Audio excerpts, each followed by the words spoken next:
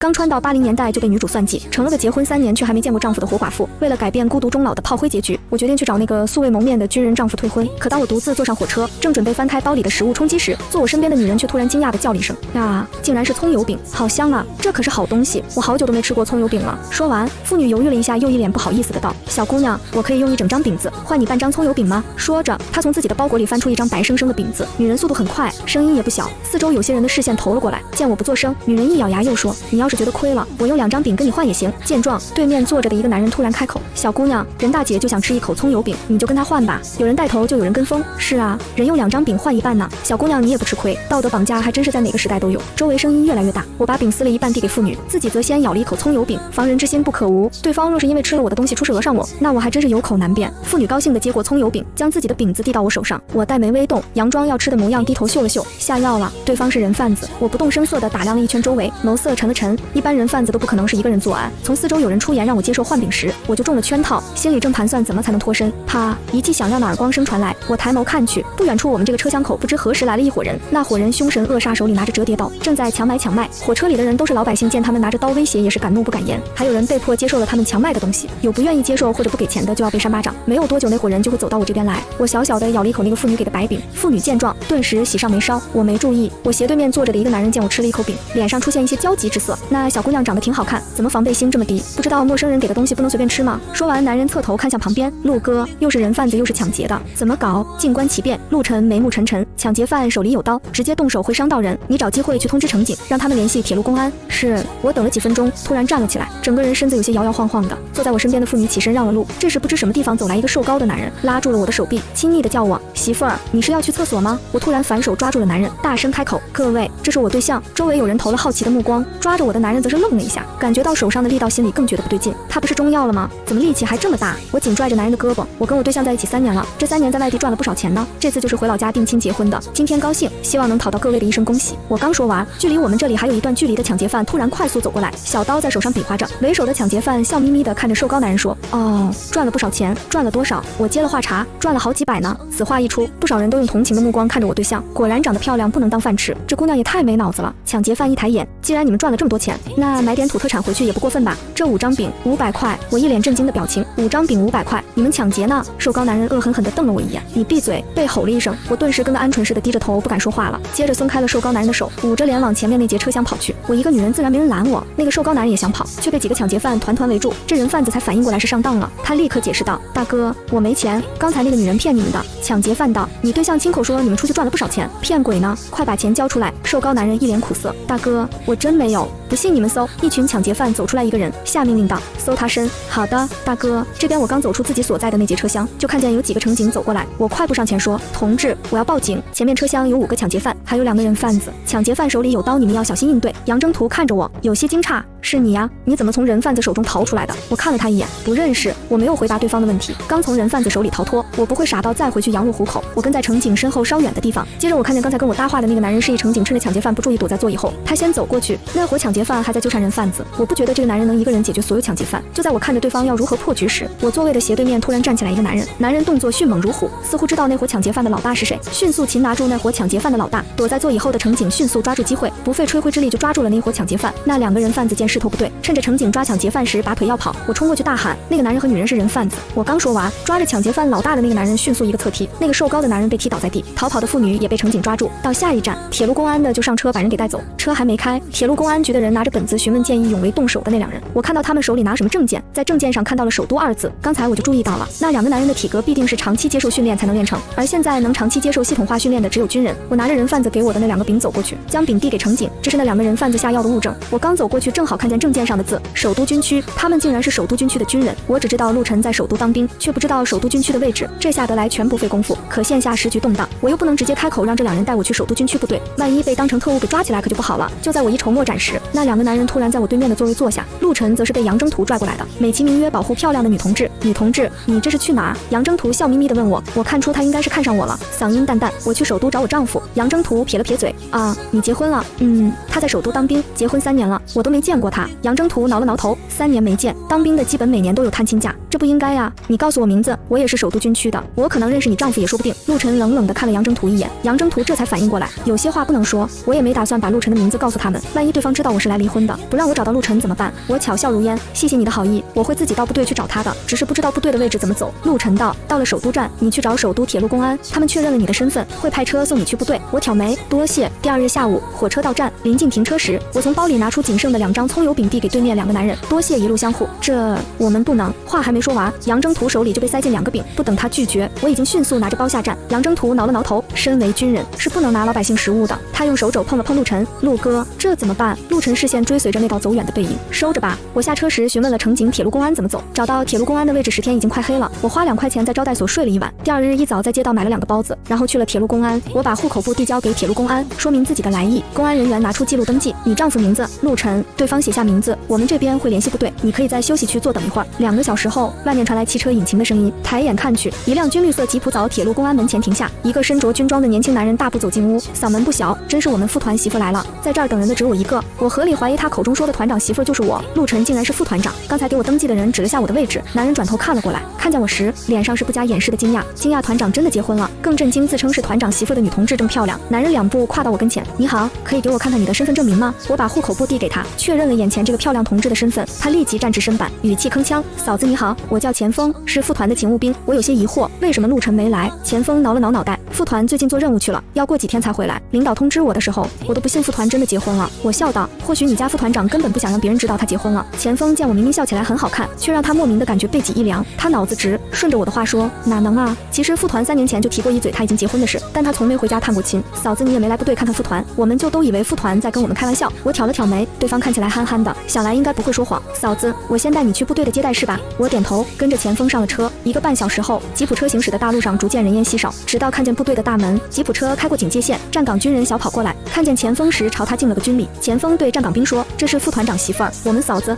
的身份我已经检查过了，没有问题。对方听到副团长媳妇儿这个称呼，诧异的视线就落到了我的身上，礼貌的打招呼，嫂子好，你好。我被他们这一口一个嫂子的叫得到有些不好意思了，我就是来离个婚的。车子开进部队，很快钱枫把我送到了接待室，他给我倒了一杯水，嫂子你先休息一下，我去问问领导你的住宿问题。团长没有家属到首都随军就没申请家属院，他一直都住在部队的男兵宿舍，麻烦了。我接过水杯，等他离开后，我听见门被推开的声音，侧头看去，一个戴着红领巾的小男孩走了进来，看着6、7岁的模样，有些干瘦。看见我他愣了一下，又退回到门边抬头看看，确认自己没走错，又抬脚走进来，走到屋子里唯一的那张桌子前，在我对面坐下，从身后有些破烂的背包里拿出作业本，默不吭声地趴着写作业。我观察着他的小动作，没忍住扑哧笑了一声，小年纪的怎么神态这么老神在在的？小家伙听见我的声音，抬起头看了我一眼，很快又低下头继续写作业。咕噜噜，听到这微小的动静，我侧头，没一会儿又听到咕噜噜肚子叫的声音。我确定不是自己的肚子在叫，而是坐在我对面的小家伙。我从包里翻出今早没吃完的2个肉包，拿着一个肉包就香喷喷地咬了一口。哎呀，我假装没注意肉包掉在了桌上，但却很快速地捞起来。我拿着那个肉包，有些脏了，还是丢了吧，好像有些浪费。我把肉包递到小家伙跟前，你吃吗？小家伙看了眼我手里的肉包，咽了口水却没动。不吃啊，不吃我丢了。我说着就要丢到一旁的垃圾桶，刚抬起手，手里的肉包被拿走。小家伙像是饿极了囫囵吞枣的就吃完了肉包。门外传来了脚步声，钱枫推门而入，嫂子，领导说副团没有给家属院的申请书，不能给你批家属院住，我暂时安排你在部队的招待所住可以吗？等副团回来申请了家属院，你就可以跟他住在一起了。好，我点点头应下。我现在身上钱不够在外面住，有免费的不住白不住。钱枫彻底推开门，才看见趴在桌上的小孩。志奇，你怎么又在这儿写作业？下课了怎么不回家吃饭？霍志奇低着头，那不是我家。钱枫一眼就看出他情绪不好，走过来摸了摸他的脑袋，你又跟首长家那2个捣蛋鬼闹矛盾了？别摸我头，长不高了。霍志奇扭过头不让他摸，没闹矛盾，我只是想找个安静的地方写作业。钱枫苦口婆心的劝导开口，志奇，你毕竟暂住在首长家，而且首长家的2个儿子跟你同龄，你们肯定合得来，你要多跟他们一起玩，这样你在他们家里才好过。一旁安静的我蹙了下眉，这话不对，谁说同龄就合得来了？难道被欺负了也得打落牙齿和血吞？钱枫也不认可我这话，嫂子，他在首长家怎么会受欺负呢？要是真受欺负了，我们也会知道的。我懒得跟他争辩，只淡淡的看了他一眼。寄人篱下没那么简单，关起门来谁知道他在别人家过的什么日子？这个话题很快略过。钱枫又交代似的开口，嫂子，招待住所就在上1层楼，楼上第1个房间已经收拾出来了，不等我道谢，他他就说还有事要半小跑着离开了。我觉得陆晨这勤务兵好像有些怕我。这个年代也没个手机打发时间，我起身在房间逛了一圈，在房间找到了一张白纸，但没有笔。我把主意打到正趴着写作业的霍志奇身上。小家伙，借我一支笔呗。霍志奇性子孤僻，在首长家和学校都没有朋友。刚才他是急了，又看不惯我浪费食物，才接受了我的包子。陆叔叔说过，滴水之恩当涌泉相报。想也没想，霍志奇从书包里拿出一支他削好还没用的铅笔递过来。我看着手里长长的铅笔，反观那小家伙手里的铅笔也就他巴掌大那么长一点了。我生了逗他的小心思，伸出手在他脑袋上揉了揉，收手时又顺手捏了把他全身上下唯一还有肉的小脸蛋。谢谢啦。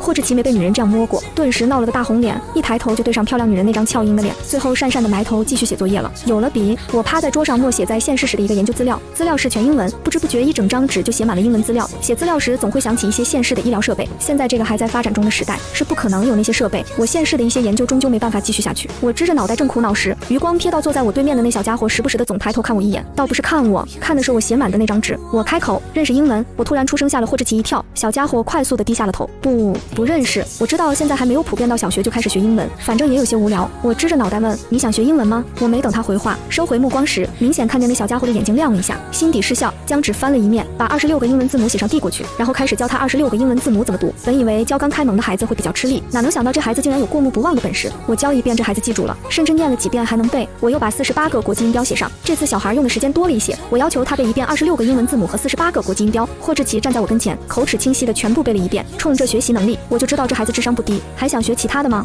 霍志奇没有之前那么高冷了，眼睛亮晶晶的看着我点头，但很快又摇了摇头。我要回去上课了。我想了想问道，你每天都会这个时间点来这儿写作业？霍志奇点头，他从来不把作业带回那个家做，林叔叔的2个儿子会捣乱。这几日我都有时间，每天这个时间在这儿等你，不过我只能教你几天，能学多少就看你的本事喽。两人之间莫名其妙的就好像定了个约定，我的每顿饭都是钱枫给我带来的。我本不想麻烦，表示可以自己去吃饭，但钱枫就是不干，非要每顿都给我送饭。我也没坚持，在部队这种地方，我还是规矩点比较好。我教了2日才发现那小孩每次都是饿着肚子来的。你没带饭吗？我好奇问。霍志奇脸色变了一下，他低头脑袋没让我看见，摇头说，我都是晚上回去吃。我蹙眉，那怎么行？中午不吃饭会长不高的。这孩子性子又闷又静，从中午没饭吃这件事看，就知道这孩子估计是寄人篱下过得不怎么好。我动了恻隐之心，让钱枫中午的时候多打一些饭菜。钱枫也没觉得不对，他心里乐呵呵的想，能吃是福。第3日霍志奇来学英文的时候，我用饭盒盖子弄出一份饭菜递给他，不等他开口拒绝，我就说不准拒绝，我吃不完才给你的，每次我都要剩下一些，都浪费倒掉了。听到浪费倒掉，小家伙立即摆着一张小脸。我愣了一下，顿时觉得好笑，这小孩还真是个小古板，哎呦真可爱。我没忍住伸出手在他的小脸蛋上捏了捏，揉了揉，最后摸摸他的头。霍志奇呆了，等反应过来又闹了个大红脸。两人就这样和谐的相处了5日。5日后，小家伙已经能熟练掌握一些简单的英语单词，我让他每天坚持练一会儿口语，小家伙也照做了。今日我写了一些比较难的单词，正在教他认，一个教得认真，一个学得认真，并未听到门外稳健的脚步声。钱枫推开门，陆晨的视线就捕捉到桌前那道纤瘦的背影，莫名的觉得有些熟悉。我被突然推开门的声音吓到，下意识转头，四目相撞，我脸上一闪而过的错愕，我竟在这儿看见了火车上那个见义勇为的军人。钱枫跟在他身后走进来，笑呵呵地说，副团，你终于回来了，嫂子都等你好几天了。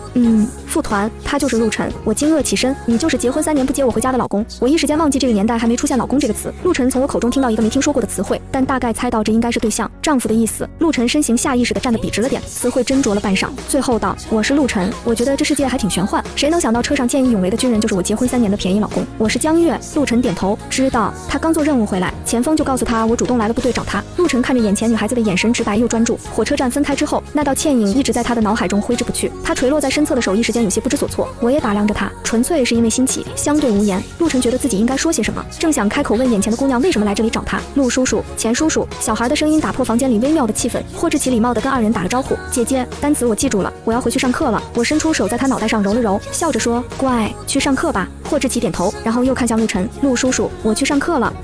屋子里的气氛让钱枫也待不下去，抓住机会说，志奇，钱叔叔送你去学校。钱枫和霍志奇离开，我对上他如墨般的眸子，陆晨，我们谈谈。好。陆晨绕过我身边，拉开书桌前的椅子，面对着我坐了下来。你想谈什么？我也不客气，在他对面坐下，毫不犹豫直接开口道，谈谈我们离婚的事。听到离婚2字，男人无波无澜的眸子缩了缩。为什么想离婚？我神情坦然，从你结婚3年就没来看过我一次不就知道了，我们也没什么感情基础，硬凑在一起以后的日子估计也不好过。陆晨几乎是毫不犹豫的开口，没在一起过，为什么知道日子不好过？我们没有感情基础，结婚也结得随意，所以我们应该离婚。离婚以后可以各自去寻找各自的幸福。陆晨沉默了半晌，搭在腿上的双手紧了又松。你这么想离婚？我点头。头，当然，因为一些原因被迫结婚绑在一起一辈子，两个人都不会开心的。见我毫不犹豫的点头，陆晨的眸子暗淡下来，本想解释3年不去看我的原因也咽了回去。他一双眸注视着我，好的，今天我就会打离婚报告，审批也需要时间，你可能还需要在这儿待几天。我点点头，没问题，暂时住这儿还能多给我一点时间想离婚以后该做点什么。这几日教志奇那小家伙英文，我倒是有了点暂时当老师赚钱的想法。陆晨还有事要做，他又看了我一眼就往门口走去，突然想起什么，他转头问，吃午饭了吗？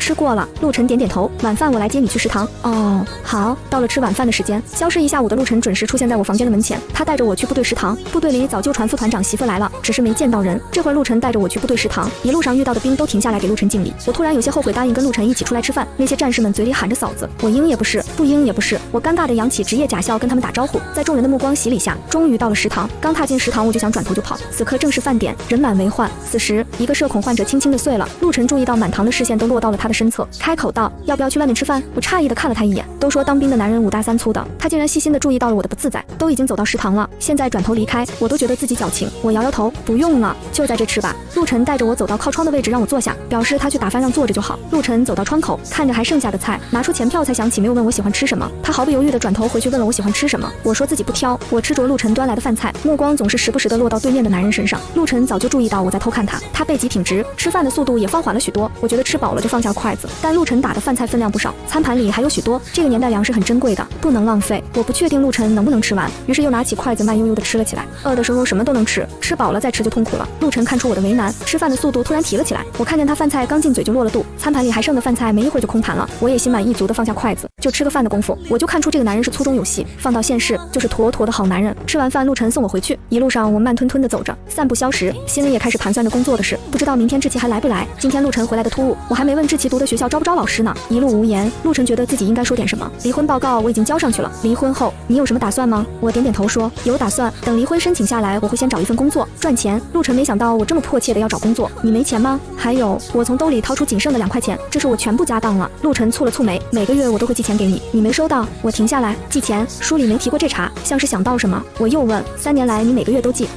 我眸色沉了下来，若是只寄1-2次钱丢了我还能理解，但3年来每个月都寄不可能次次都丢，那就是有人黑了陆晨寄给我的钱。你每个月都寄多少？30块？多少？30，比一些有工作的工资都要高了，一个月30，哪怕一家人什么都不干也能过得算滋润了。可江家的家徒四壁完全看不出一个月有30的样子，江母应该可以排除在外，弟弟就更不可能了，他年纪还小没那心思，唯一有心思的那就是重生女主江平。如果我还在现世，我一定要重新爬到作者微博又骂他个300回合。事已至此，我和陆晨马上也要离婚，这钱已经不重要了，说对陆晨没气也不可能。如果这3年陆晨但凡早一点去江家，或许原主不会过得这么悲惨。想到这，我恶狠狠地瞪了陆晨一眼。陆晨感受到怨念的目光，一脸懵逼。从刚才我的反应，陆晨也猜出自己每个月寄过去的钱都没到我手里，怪不得我千里迢迢的来跟他离婚。陆晨垂下头，从兜里摸出一叠钱，他抽出一张大团结，重新塞回兜里，剩下的钱全部递给了我。我看他把一大把钱递过来，懵了一下，但行动比脑子诚实，先伸了手给我的。陆晨点点头，这是刚发的工资和任务津贴，一共145块，我留了10块，这么多呀？我也不矫情，笑颜如花的，谢谢啦。无论做什么都得有启动资金才行，更何况我和陆晨还没离婚，收他的钱是天经地义，大不了等赚钱了再把钱还他。陆晨原本还担心我不会收，见我收的这么干脆，笑得这么开心，弄得他忍不住失笑。我在部队花不了多少，这些钱你可以留着以备不时之需。第2天一早，陆晨就接到了部队领导的召唤，李团长把桌上的离婚报告推过去，你的离婚报告被王旅长给打回来了。陆晨眸动了动，李团长见他不吱声，没忍住发火，你这臭小子，我就一天不再给我捅出这么个篓子，要不是昨天我不在，不然当场就给你打回去。谁让你打离婚报告的？你知道现在是你的上升期吗？你这离婚报告打上去，上头不了解你的人会说你品德有失，我这团长的位置你还要不要了？幸好老王没把你的离婚报告交上去，不然我非得气死。发了一通火，见陆晨老老实实的也不反驳一句，李团长缓了口气，又道，说说吧，为什么突然离婚？最近队里可都在转，陆副团长媳妇来了，你俩闹矛盾了，还说什么性格不合？今天前锋那小子说你可是护得紧，别人多看一眼都不行。陆晨默默听着，性格不合是他胡乱写的。陆晨被李团长盯着，大有一副不说出个理由来就不让他离开的意思。最后他说他想离。李团长放下水杯，抓住重点，那意思是你不想离喽？陆晨又变得安静如鸡，绷着下颚没说话。李团长笑了，你这小子还真是3个雷放不出一个。你媳妇儿为什么想离婚？是你做了什么对不起她的事了？我们之间没有感情基础，结婚3年我没去看她，也没提过要接她跟我随军。陆晨想了想，还是能数出自己的错处。听他说完，李团长叹息一声，小两口没有感情可以慢慢培养，没提过随军也不是你的错，你平时任务重，家里也算了，不说这些，但有一点我还是要批评你，你每年都有探亲假